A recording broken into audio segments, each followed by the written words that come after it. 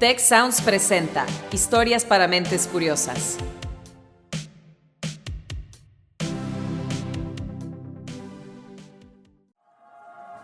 ¿Dónde leíste eso? ¿Cómo te enteraste? ¿Está comprobado? Debe ser tema. ¿Cuál es tu fuente? ¿Dónde escuchaste eso?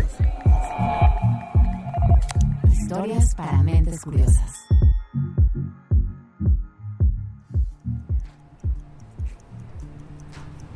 Imagina que no estás en 2025, sino a principios de la década de 1980. En la radio suena Under Pressure de Queen y David Bowie.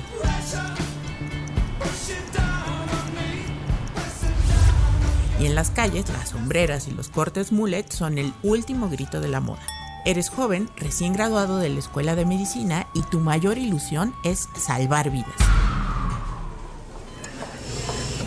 Pero justo en ese momento estalla una nueva epidemia, tan extraña como mortal, el VIH-Sida. Me llamo Mariana León, soy editora de contenidos en Tech Science, la plataforma de divulgación científica del TEC de Monterrey, y te doy la bienvenida al podcast Historias para Mentes Curiosas. El episodio de hoy lo dedicaremos a uno de los mayores desafíos de la medicina, entender cómo es que el cuerpo humano intenta combatir por sí solo el VIH, por qué suele perder esa pelea y qué está haciendo la ciencia para finalmente ganar la batalla. ¿Me acompañas a descubrirlo? Entonces, comenzamos. Historias para Mentes Curiosas.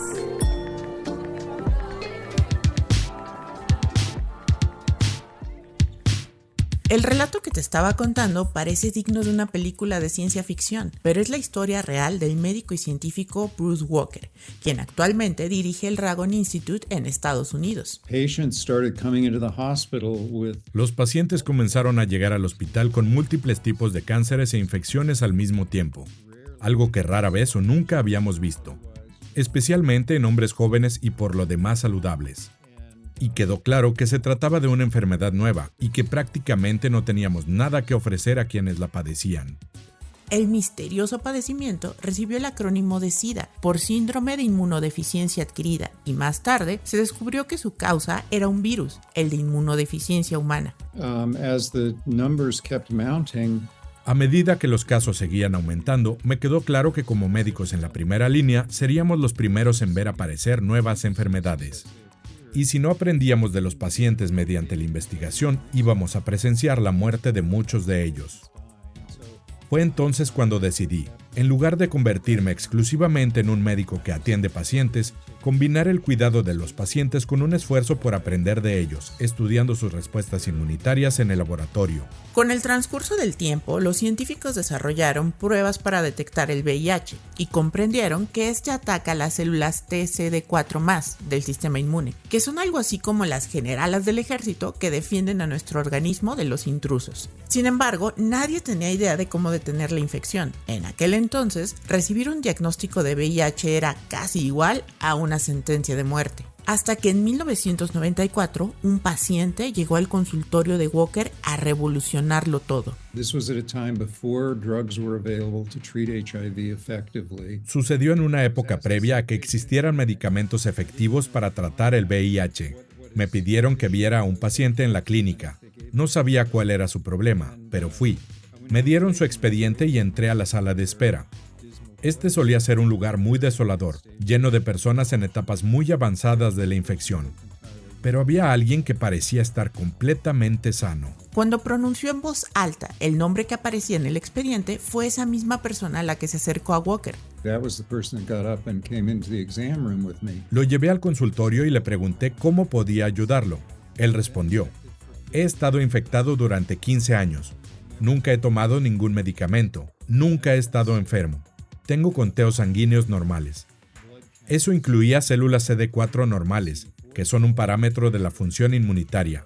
Pero el hombre quería saber cuándo iba a morir. Bruce simplemente no daba crédito. Creyendo que se trataba de un error, decidió salir de dudas. Volví a hacerle las pruebas y confirmé que estaba infectado. Pero teníamos un nuevo análisis que nos permitía detectar la cantidad de virus en el torrente sanguíneo, y su nivel era tan bajo que resultaba indetectable mediante ese ensayo.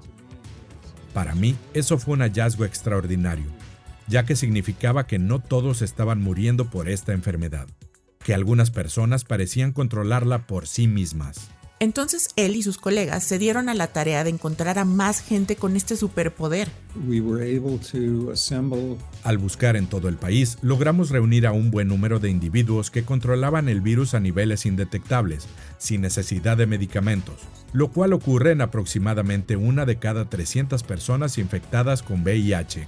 Los llamaron controladores de élite, porque son capaces de mantener a raya el virus sin necesidad de ningún tratamiento, y su hallazgo marcó el inicio de uno de los esfuerzos más prometedores para desarrollar vacunas y una cura contra el VIH.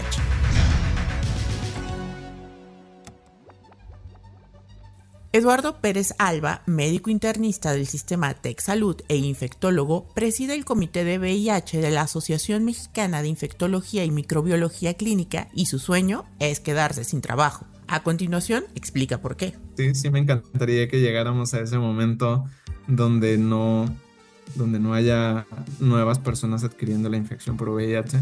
Algo que debes saber es que aunque la meta de erradicar por completo la epidemia todavía se encuentra lejos, la esperanza está más viva que nunca. Pese a que casi 40 millones de personas tienen VIH, más del 75% de ellas ha podido acceder a un tratamiento con antirretrovirales. Esos fármacos interfieren en el ciclo de vida del virus, averiando su maquinaria molecular para que no pueda replicarse y no infecte nuevas células del sistema inmune. Si se sigue al pie de la letra, los resultados de la terapia antirretroviral son realmente asombrosos. Después de 12 semanas de estar tomando tratamiento, ya no tiene virus en la sangre. Entonces, esa persona ya no puede contagiar, los virus no consumen sus células de defensa y por lo tanto, esa persona no va a tener problemas asociados con una inmunidad baja.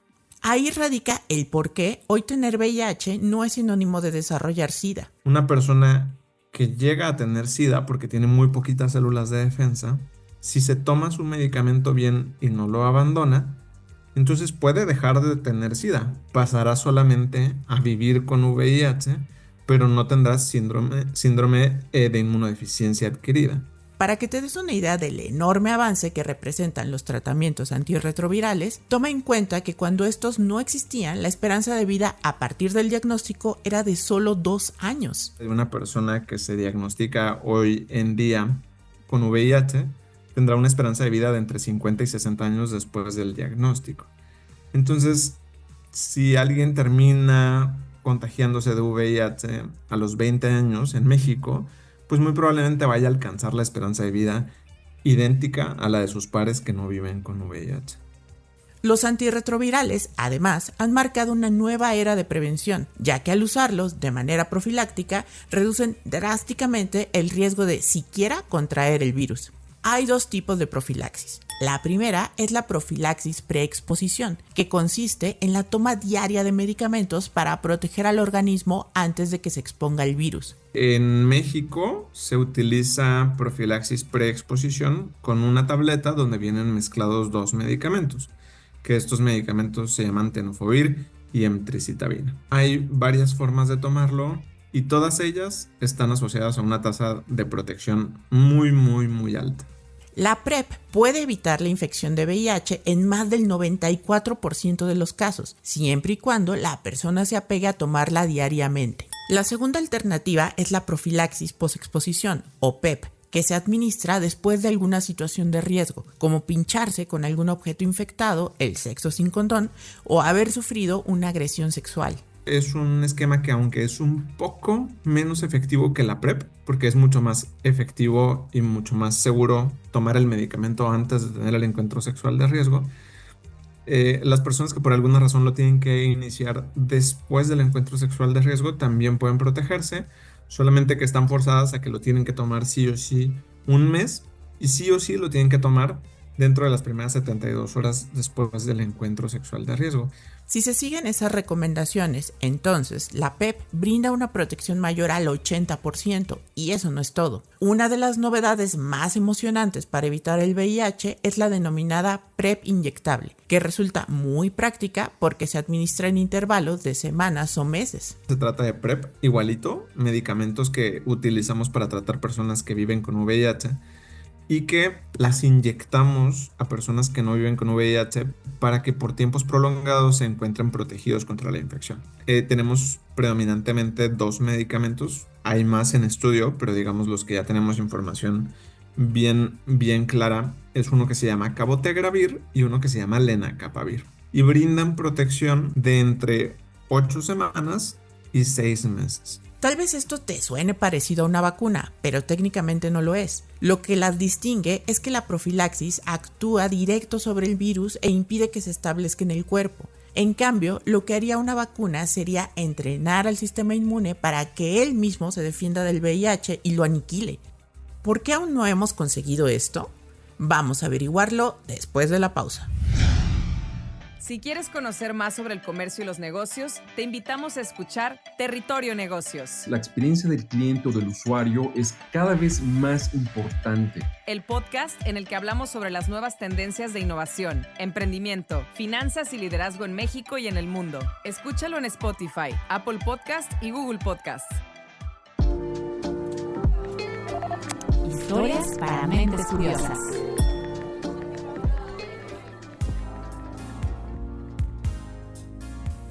Estamos de vuelta en Historias para Mentes Curiosas. Antes de la pausa, conocimos los enormes logros que se han hecho para que el VIH ya no sea una condición fatal. Por el contrario, con los cuidados oportunos es posible llevar una vida plena con este virus.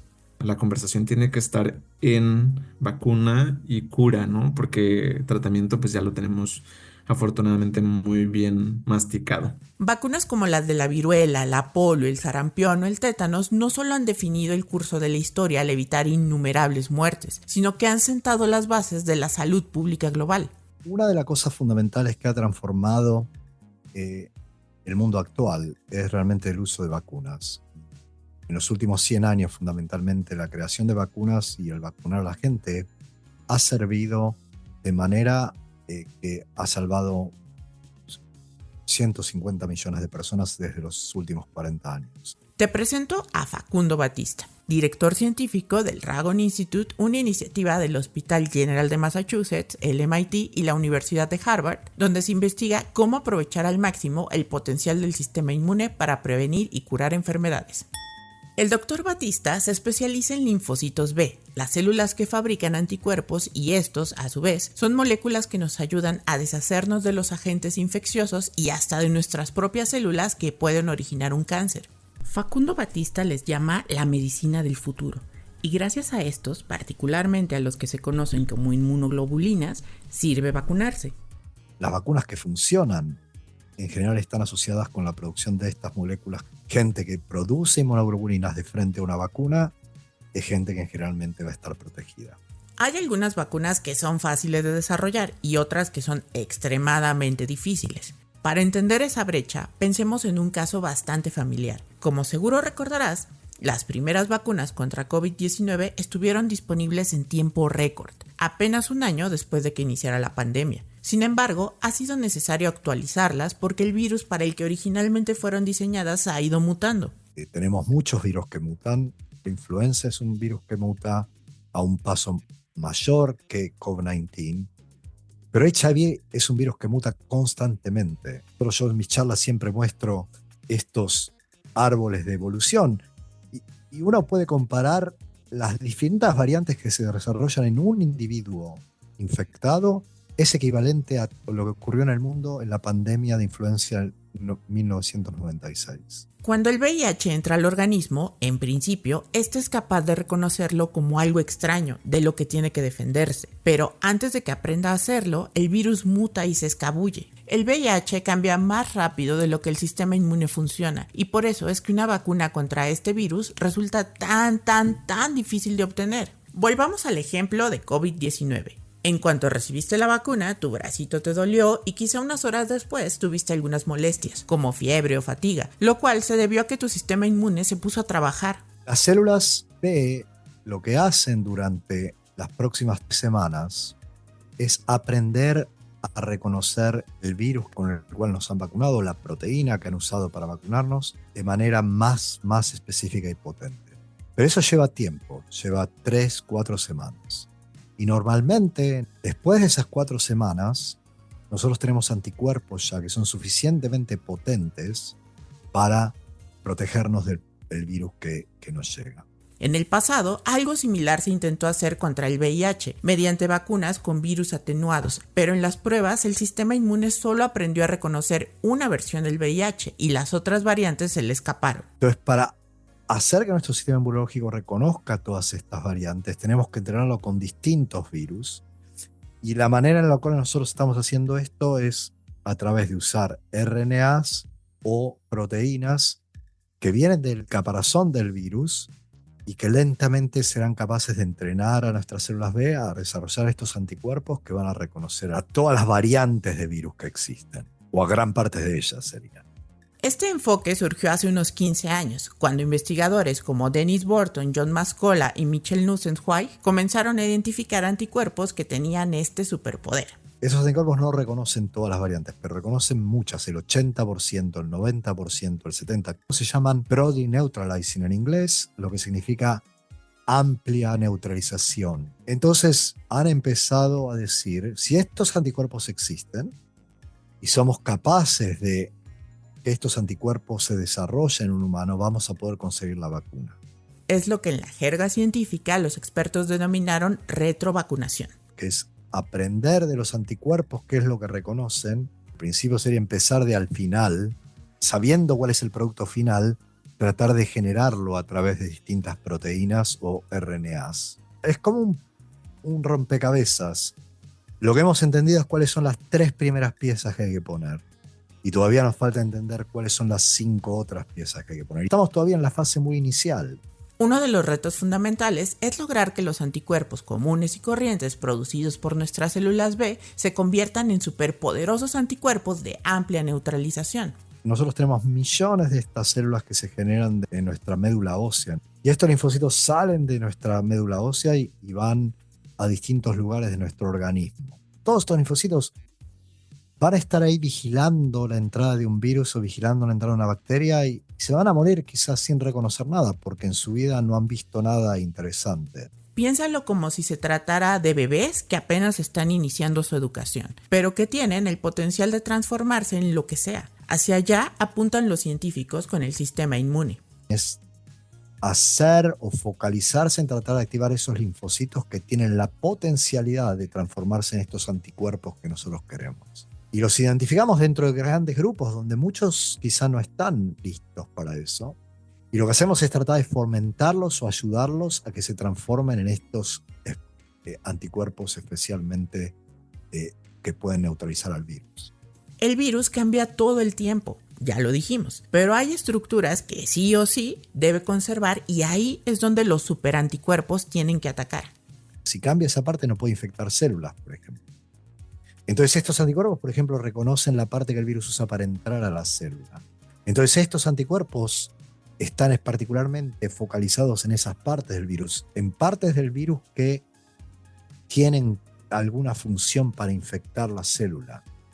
No olvidemos que antes hay que instruirlos y para eso Facundo y sus colaboradores del Ragon Institute experimentan con distintas rutinas de entrenamiento.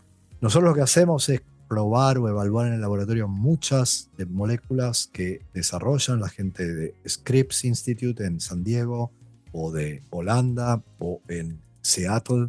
Y lo que hacemos es ayudarlos a discriminar cuáles son las mejores moléculas que pueden llegar a ser utilizadas en humanos. Y lo que hemos hecho con eso es demostrar que algunas de estas moléculas que se han desarrollado para vacunar son capaces de iniciar este aprendizaje.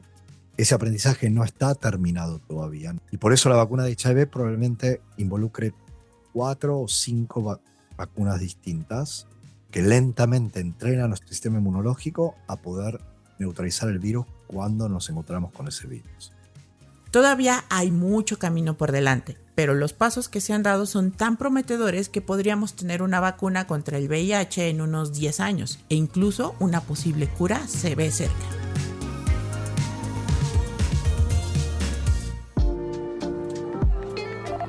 Historias para mentes curiosas.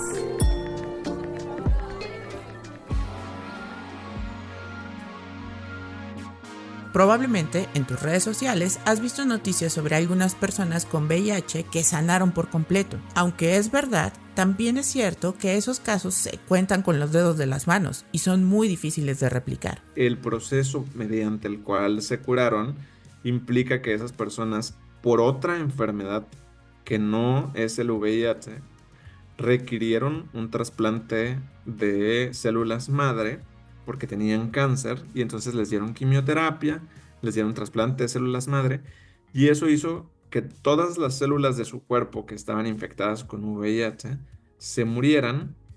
Eso, junto con tomar sus medicamentos contra el VIH, permitió que se curaran de la infección. Si nosotros quisiéramos hacer lo mismo en toda la población que vive con VIH, tendríamos que someter a casi 40 millones de personas a los efectos adversos que implica la quimioterapia. Sería un camino muy peligroso solamente para evitar que esas personas tengan que, por ejemplo, estar tomando una pastilla todos los días para estar bien controlados de su enfermedad. Entonces, utilizando el ejemplo de estas personas que se han curado, estamos tratando de idear caminos donde podamos sacarle la vuelta a estos procedimientos riesgosos, pero que podamos tener o terminar con el mismo resultado exitoso. Bruce Walker, a quien escuchaste al principio del episodio, busca una de esas soluciones en algo llamado células asesinas. People who become HIV infected. Las personas que se infectan con VIH generan una respuesta inmunitaria contra el virus que consiste en glóbulos blancos. Dentro de estos hay una subpoblación conocida como células asesinas. Lo que hacen estas células asesinas es identificar las células infectadas por el virus y eliminarlas. Es un mecanismo que el cuerpo utiliza para detectar células que contienen algo extraño, en este caso el VIH. A pesar de que, en teoría, nuestro ejército de células asesinas debería exterminar al VIH, en la práctica no ocurre así. So that set us on a path of trying to understand why. Eso nos llevó a emprender un camino para tratar de entender el porqué. Y lo que descubrimos fue que esas células trabajan tan intensamente que terminan agotándose. Pero como ya te podrás estar imaginando, los controladores de élite y sus células asesinas son la excepción a esa regla. This particular type of killer cells. Las células asesinas de estos individuos se enfocan en partes del virus que no pueden mutar. Por lo tanto, el virus no puede escapar de la detección. Pensamos que es posible entrenar a las células asesinas en personas con infección crónica por VIH que no logran controlarlo, para que reconozcan mejor a las células infectadas y las eliminen, y, con suerte, que finalmente logren controlar el virus por sí mismas. Aunque los investigadores no saben del todo por qué ciertas personas tienen la fortuna de ser controladores élite, sí han encontrado evidencia de que esa respuesta puede inducirse de forma artificial. So that's what makes us optimistic that. Eso es lo que nos mantiene optimistas a los científicos. Pensar que podemos desarrollar una manera de entrenar eficazmente al sistema inmunitario para que haga lo que ya hace de forma natural en ciertas circunstancias. La forma en que lo lograríamos sería mediante la vacunación, entrenando sus sistemas inmunitarios, específicamente sus células asesinas, para que reaccionen a estas partes del VIH altamente restringidas en su capacidad de mutar. Esa es precisamente la estrategia que los controladores de élite utilizan para mantener el virus bajo control. Eso, inclusive, abriría la posibilidad de curar a las personas que viven con VIH. If people are already infected. Si las personas ya están infectadas, podríamos lograr que se curen funcionalmente por sí mismas. Los controladores de élite nos demuestran que es posible vivir con esta infección sin transmitirla y sin enfermarse, porque sus niveles de virus son tan bajos que no pueden contagiar a otros.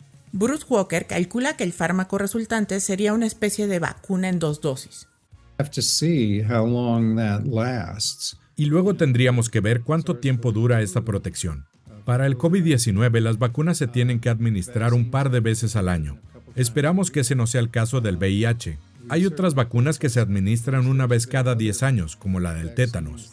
Y la del sarampión es un ejemplo aún mejor de una protección realmente duradera. Aún no tenemos respuesta de con qué frecuencia sería necesario administrar la del VIH. Se espera que este desarrollo médico, basado en el poder de nuestras células asesinas, pase a pruebas clínicas en humanos tan pronto como la primavera de 2025, así que la expectativa está por todo lo alto. Vamos a otra pausa y volvemos.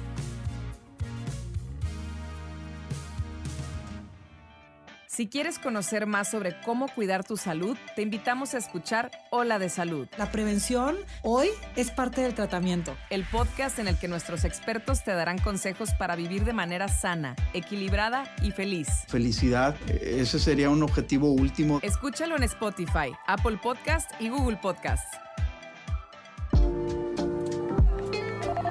Historias para mentes curiosas.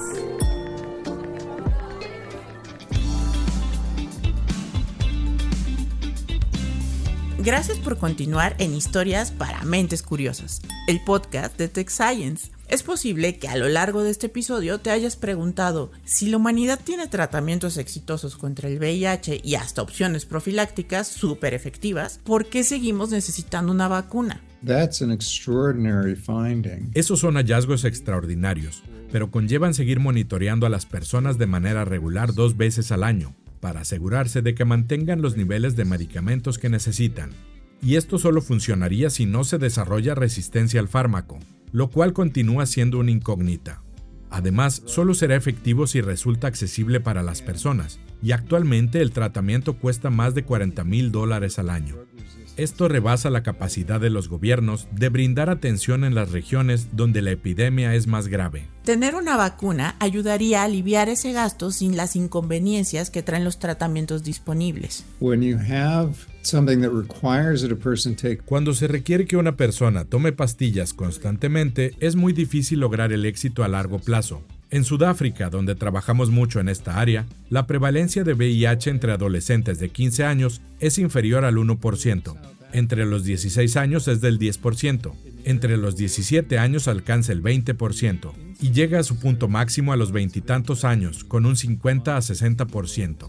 Eso está ocurriendo ahora mismo, a pesar de la disponibilidad de medicamentos y PrEP. Considera que factores como la pobreza, la discriminación y el estigma muchas veces dificultan el acceso a la profilaxis y a los tratamientos, pero con la vacunación estas barreras podrían superarse.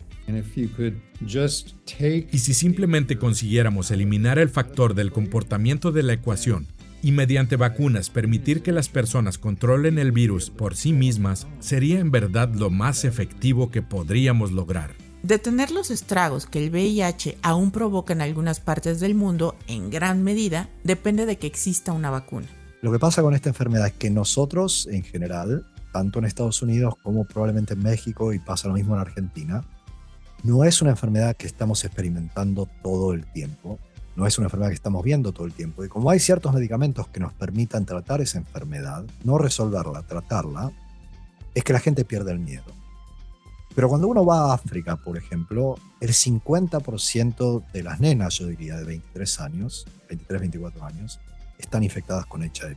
Y para la edad de 60 años, aparentemente el 80% de la población está infectada con HIV. Y la respuesta es clara, sí, absolutamente necesitamos una vacuna. Es la única manera de prevenir el daño social que conlleva las muertes en países con alta incidencia. El VIH ha matado tantas personas como lo hizo la pandemia de la COVID-19.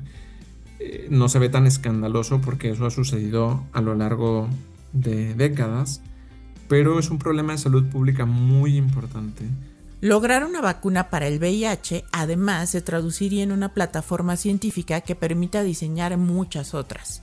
Yo llamo la vacuna de HIV, la llamo la madre de todas las vacunas. Si uno puede de alguna manera resolver este rompecabezas, creo que uno puede resolver muchos. Y hay otros rompecabezas muy grandes. Tuberculosis es otro, influenza es otro. Y no van a parar de llegar, pero lo que sí tenemos es herramientas que nunca habíamos pensado en tener, como RNAs hoy por día, o el hecho de hacer desarrollos tecnológicos que antes llevaban décadas, hacerlos en unos pocos años. De hecho, el Tecnológico de Monterrey se ha sumado a esta gran misión.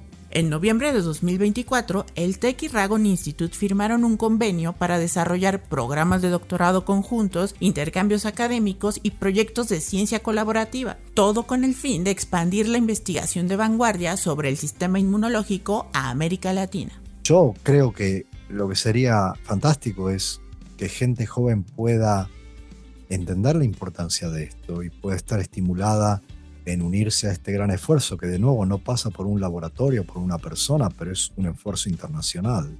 esto es, yo siempre digo, es como construir una pared. Y yo no voy a construir la pared, pero puedo quizá construir un ladrillo que va a ser parte de esa pared. Y el orgullo que te permite el hecho de saber que vas a poder de alguna manera salvar gente o haber contribuido a eso, creo que está detrás de toda la pasión científica que la gente siente.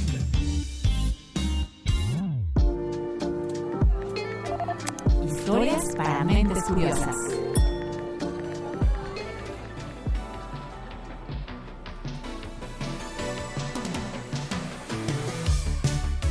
Esto fue Historias para Mentes Curiosas, y con el episodio de hoy, que además es el primero del 2025, abrimos nuestra flamante temporada número 11.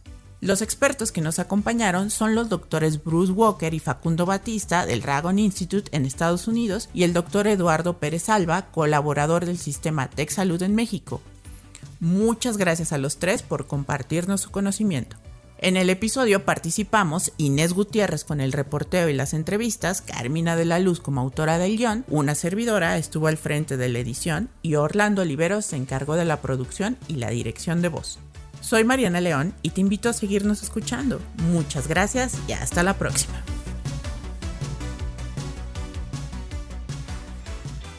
Hola, soy Pepe Escamilla y te invito a EduTrends, un podcast en inglés sobre cómo la tecnología, la innovación y las nuevas pedagogías transforman la educación del presente y del futuro. EduTrends es parte de Tech Sounds Podcast, la barra oficial del Tecnológico de Monterrey. ¿Cómo te enteraste? ¿Está comprobado? Debes ese tema. ¿Cuál es tu fuente? ¿Dónde escuchaste eso? Historias para mentes curiosas.